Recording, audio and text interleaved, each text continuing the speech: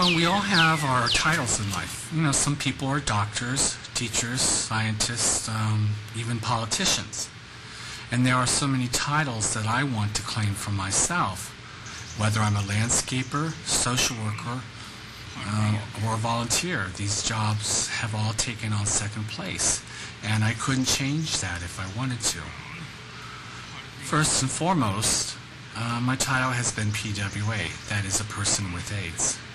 I've come to accept this and realize that this is a huge part of my life. And as of now, within the last 8 or 9 months, the state legislature has cut funds for PWAs.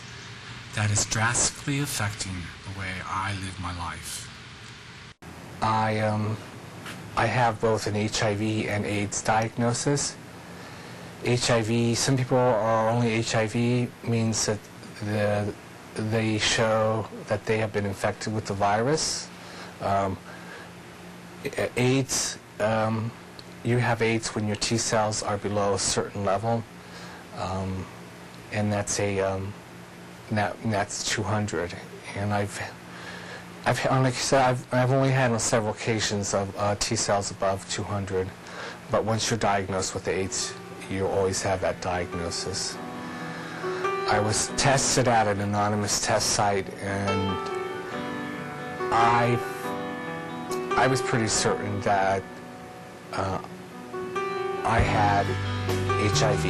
I had been sick for a number of months. And so when I was actually told that I was HIV, I wasn't surprised, but yet that kind of news still hit me really very hard. I was very upset and was in shock for probably, a number of months after that.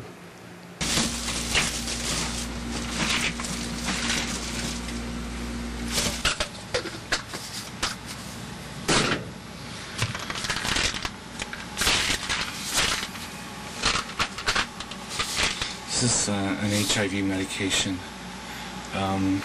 They have to remain refrigerated, so that's kind of makes it a little more complicated. Well, since I was diagnosed, and when I was diagnosed, the only treatment available for people with HIV was AZT. I think I'm going back on these. New classes of drugs, particularly protease inhibitors, came out. And so I had more ammunition. I had more in my arsenal, and my doctor put me on protease inhibitors, and I did respond fairly well.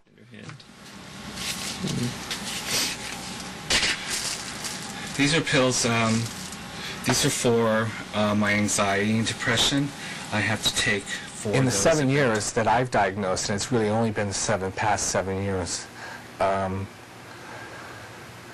They've come out with, I would say, anywhere from a dozen to, 24 different types of medicine. And as each year goes by and as each different medicine comes out, they find, well, this medicine works better with that one. Or these medicines don't work at all. Whether they've gone away from monotherapy, although they actually, I think, are even kind of going back to that. So they're learning as they're going along, how to treat HIV.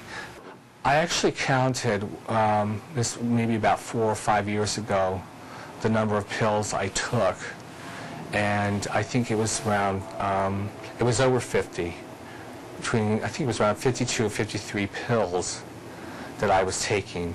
So I've taken over 50 pills in one day, but I was also taking medications to treat the side effects of the medications, of which there are many.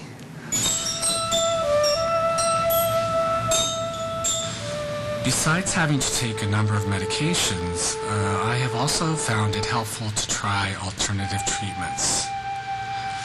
Acupuncture has been practiced for nearly 3,000 years in ancient China, and that's longer than any HIV medication that has been on the market.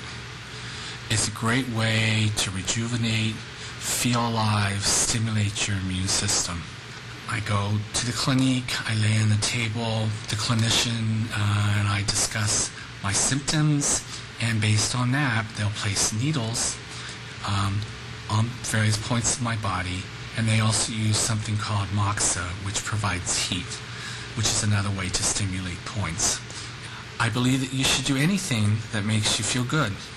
You know, taking almost 50 medications a day, they're bound to have some side effects. And one thing that I do to ease some of my pain, or if I'm having some nausea, I will smoke pot. I will smoke some pot, and I don't think that there's anything wrong with that. Nancy Reagan. Just say yes.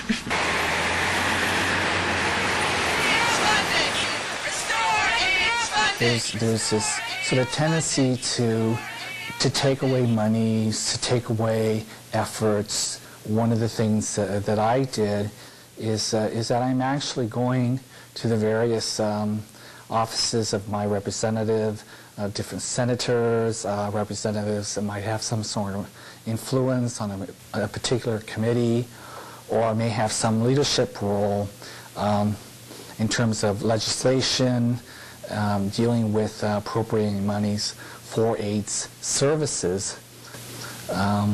AIDS service organizations depend heavily, not entirely, and it varies from group to group, on government money.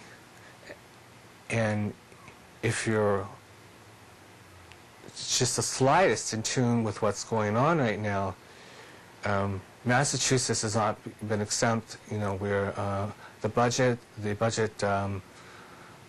shortfalls are in the billions of dollars, and lately, in the last 8 or 9 months, activists have been working feverishly to try to secure monies for programs and services for people with AIDS. All the AIDS service organizations, they really offer their own unique services and programs. The one that I use is the Boston Living Center. I'm scared for the services. I mean, will I have the meal that I may need again someday, every day? Because we lived, the 90s were so financially good for the economy was good, and I think it's desperately people became apathetic, even about their own services that could be taken away from them. People are just in this, well, it's here now, it'll be here tomorrow, right? And I don't think people have really woken up to the serious threats. The bottom line, folks, is if the legislature continues to cut funds for AIDS services, slowly and gradually, organizations such as the Acupuncture Clinic, the Boston Living Center, they will have to close up shop, and people won't get the services they need. You know, it could have been anything, but I became infected with HIV and AIDS and developed AIDS. If I had one thing to say to you, if you're negative and you're absolutely certain of that, stay negative. This is an illness, unlike many, but also, you know, indifferent in some ways, that will radically change your life. You will never be the same, for the good or for the bad. Don't become positive. If you're negative, stay negative. Remembering when I saw your face shining my way, pure timing.